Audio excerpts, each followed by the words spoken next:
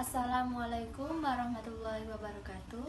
Saya Uswatun Hasanah, NIM 207200076 dari kelas 4A Tadris Biologi. Baiklah, di sini saya akan menjelaskan tentang materi ruang lingkup biologi. Apa sih pengertian biologi itu? Nah, secara bahasa Yunani yaitu bios artinya makhluk hidup dan logos artinya ilmu. Berarti bisa kita simpulkan yaitu bahwa biologi adalah ilmu yang mempelajari makhluk hidup. Nah, objek yang jadi kajian biologi sangat banyak dari berbagai tingkat organisasi kehidupan. Di sini Ibu ada gambar-gambar tentang tingkat organisasi kehidupan. Yang pertama yaitu ada molekul. Nah, molekul itu adalah meliputi berbagai jenis biomolekul yang menyusun tentang makhluk hidup seperti protein hingga asam nukleat. Yang kedua yaitu ada sel. Sel saat ini telah mencapai kemajuan yang sangat pesat. Objek dan persoalan biologi pada tingkat sel dipelajari dalam cabang ilmu sitologi atau biologi sel. Kemudian ada jaringan. Yang ketiga, sekumpulan sel yang memiliki bentuk dan fungsi yang sama membentuk jaringan.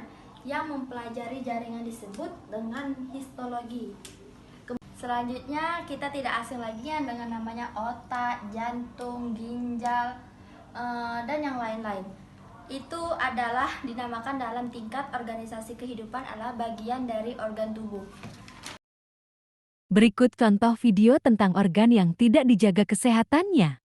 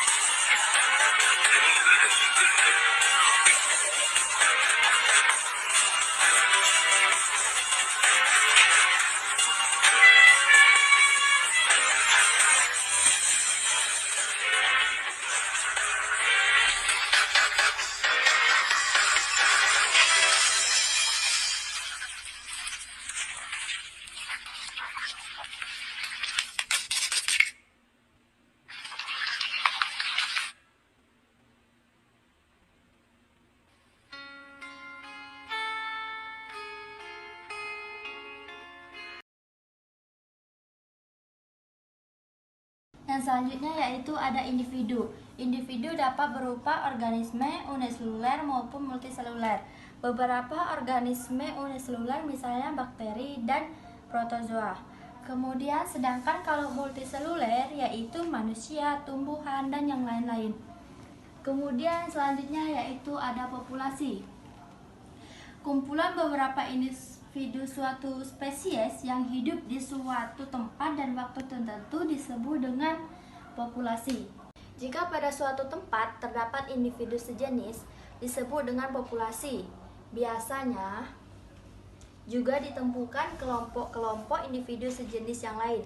Maka populasi menempatkan di area yang sama dan saling berhubungan disebut dengan komunitas. Kemudian yaitu ada ekosistem.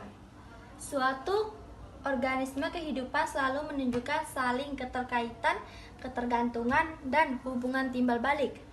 Nah, antara makhluk hidup maupun makhluk hidup yang lain dengan lingkungannya, bentuk organisasi itu disebut dengan ekosistem.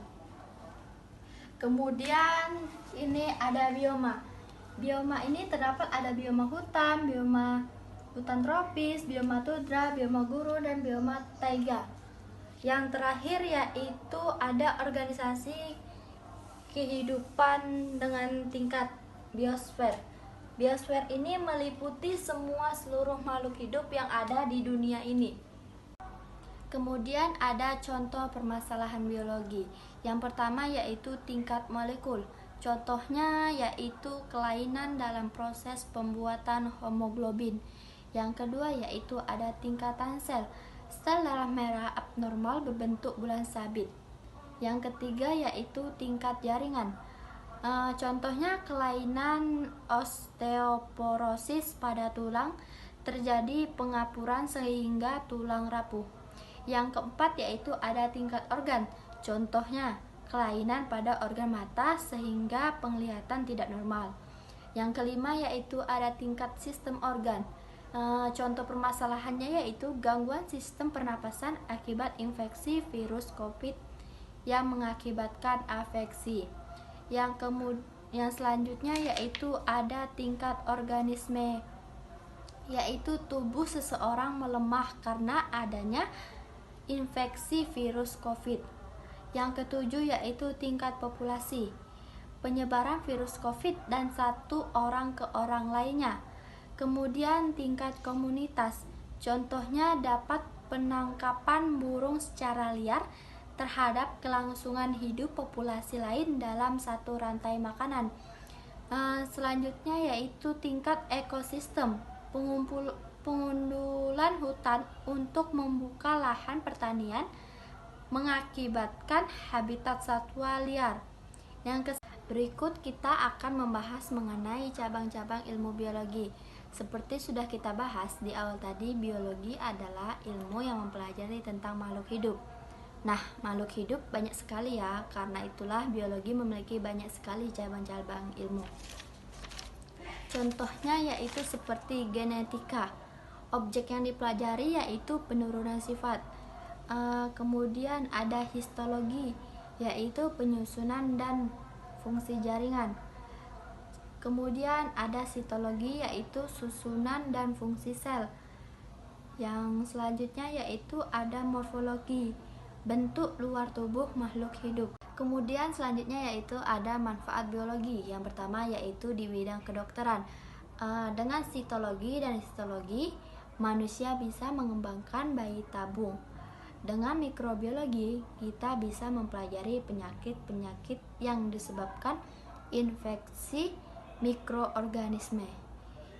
Dengan virologi, kita bisa mempelajari proses pembuatan vaksin. Yang kedua yaitu manfaat biologi di bidang pertanian. Dengan botani, histologi, genetika, dan bioteknologi, kita bisa mengembangkan teknologi kultur jaringan, tanaman transgenetik, biopertisida, dan lain-lain. Kemudian manfaat biologi di bidang peternakan. Dengan zoologi, anatomi hewan, fisiologi hewan, dan genetika, kita bisa menghasilkan ternak unggul melalui persilangan atau inseminasi buatan. Kemudian yang keempat yaitu ada bidang pertambangan. Dengan ekologi dan mikrobiologi, kita bisa memurnikan logam dengan bakteri. Kemudian yang selanjutnya yaitu di bidang industri. Dengan zoologi, botani, taksonomi, mikrobiologi, biokimia, bioteknologi, kita dapat memanfaatkan zat-zat memasuki yang selanjutnya yaitu tentang metode ilmiah. Nah, langkah-langkah metode ilmiah terbagi menjadi 5. Yang pertama yaitu merumuskan masalah. Yang kedua, observasi atau pengumpulan data. Yang ketiga yaitu membuat hipotesis. Yang keempat yaitu melakukan percobaan atau eksperimen. Yang kelima yaitu kesimpulan. Nah, memasuki yang pertama yaitu kita melakukan observasi atau pengumpulan data. Lalu data setelah terkumpul, kita bisa membuat analisis sementara yang kita sebut dengan hipotesis. Untuk membuktikan hipotesis tersebut, kita melakukan percobaan atau eksperimen. Nah, hasil dari eksperimen tersebut kita bisa simpulkan dari penelitian.